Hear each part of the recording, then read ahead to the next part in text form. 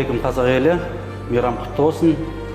Енді мен аты жөнім Болат Бейсенғалиұлы, Неомил компанияның бас директорымын.